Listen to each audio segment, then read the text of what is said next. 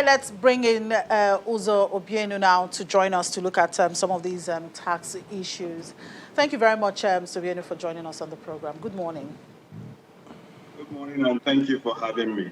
So tell us, what is the general legal framework for the taxation of expatriates in Nigeria?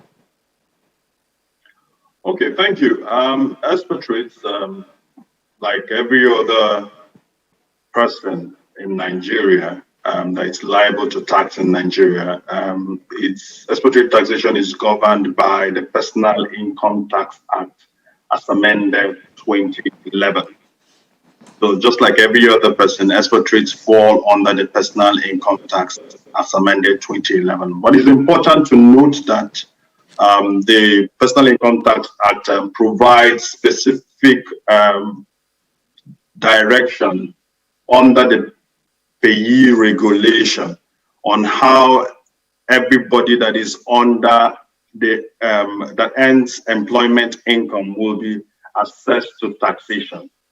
The payee regulation provides a form of advance of the taxes due from individuals who are taxable in Nigeria to the states, so that the states can at least carry on with their activities. And at the end of the year, individuals, expatriates, and other individuals in the country will have the opportunity to file a proper return 3 months from the end of the year. So for expatriates in employment, which is where most expatriates in Nigeria are under, they will be liable to their employment income under the payee regulation, which is a subsidiary legislation of the Personal Income Tax Act. All right, but what are the major minds around, the taxation of expatriates in Nigeria? Okay, to start with, I would say that companies need to pay very serious attention to the issues of expatriate taxation.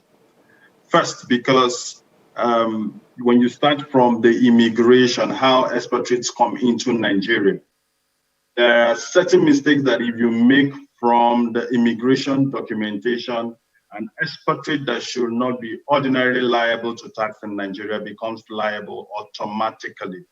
So there's the immigration mine, if I may call it that. So you need to navigate that properly. Then there is also the documentation mine.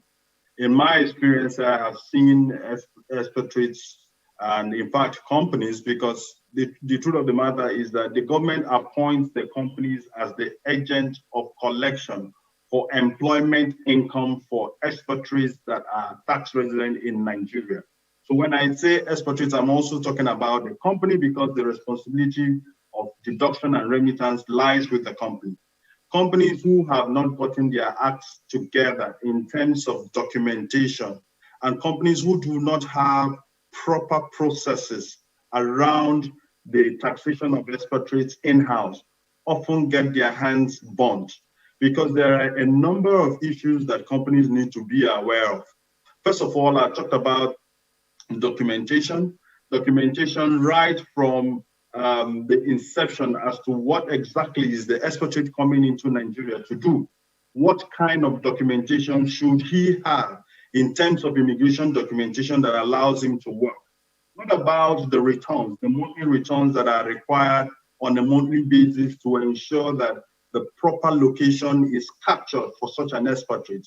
So it's all around the internal processes that companies need to have in place to ensure that the administration of expatriates is properly managed. Companies with very silo way of working in terms of the HR, the finance function, logistics, often get their hands burnt because information does not flow freely amongst them. And such information are critical in the taxation of expatriates. So information mine, documentation mine, the immigration mine, and even having a good understanding around the various aspects of the law that apply to those expatriates is also very critical for companies. So you need to be very well aware of all this as you administer expatriates and in your company. Yeah. So what are the conditions under which an expatriate will not be liable to tax in Nigeria? Okay, thank you. Very good question. So this it's critical, right? Some companies, for the sake of convenience, I want an expatriate in the country, but he's coming in here for just 2 weeks. He's going to be here for a business meeting, but because you quickly need to get him in and all that, you put him on what we call an expatriate quota position. Once such an expatriate occupies a quota position in Nigeria, he is deemed to hold a Nigerian employment, and by virtue of that alone, such an expatriate is already liable to tax in Nigeria. But then, if you look at the law makes provision for the conditions under which an expatriate may not be liable to tax in Nigeria. First of all, the law says that, look, if the duties of your employment are exercised in Nigeria, but your cost really is not in Nigeria, that's one of the conditions. Mind you, these are joint conditions. There are 3 of them, and they are joint conditions. If the duty of your employment, even though it's in Nigeria, but that cost does not reside in the Nigerian entity or any of the entities that are affiliated to the foreign entity, that you would have fulfilled the first condition. The second condition is if you're not in Nigeria for a period of 183 days. Now, these 183 days includes period of temporary absence of leave and short-term departure from the office. It includes all that. If you're not in the office for 183 days, that's another condition. If you meet that, you'll be fine. Now, the third one is the more difficult condition for a lot of expatriates. Now, Nigeria as a country has double taxation treaty with a number of countries. So Nigeria also would like to be sure that that income it's protected under the double taxation treaty agreement we have with your country. So if you are from a country where we have a GTT and you are in Nigeria for just about maybe 160 days and your cost is not borne by a Nigerian entity, then there'll be scope for you not to be liable to tax in Nigeria. Also, if you're just on a business visa, you have not necessarily come into Nigeria to work. So you will not be liable to tax in Nigeria. So taxation is really, for expatriates, it's about whether you are working. First, you must be working in Nigeria. If you also meet the 3 conditions that I've just exempted from taxation.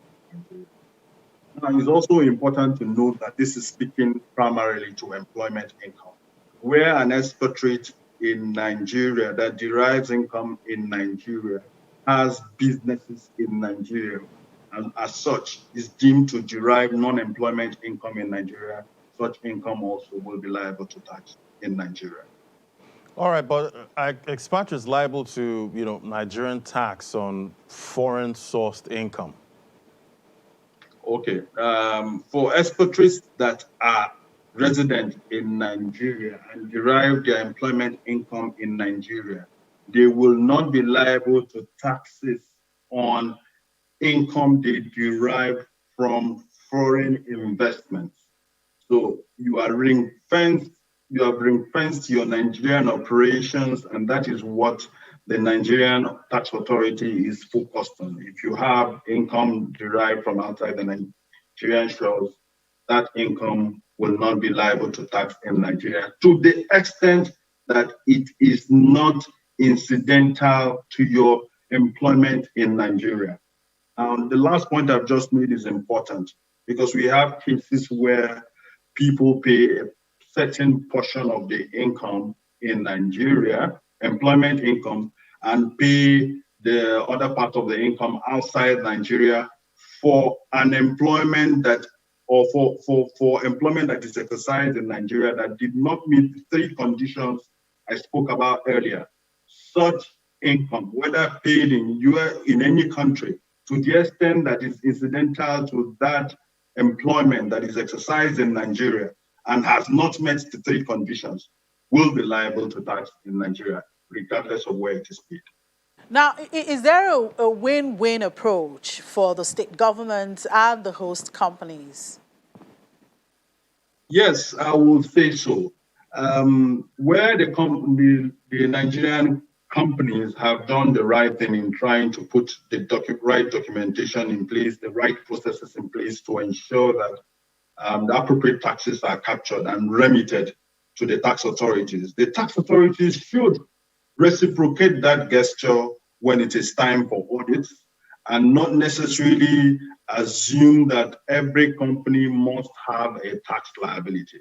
And it's also important to state that the social contract between companies and in fact individuals and citizens and tax residents, expatriates, I must say, with the federal government and state governments is such that the public goods will need to be available to show that yes, the government is also keeping to their own side of the bargain. So it's really at the end of the day about the social contract and the trust inherent in that system, which we need to build and continue to rebuild so that taxpayers are more willing and able to make their taxes available as at when due. And then government on their own side are also very keen to use the taxes generated for the good of the economy. So that's where I would like to have that.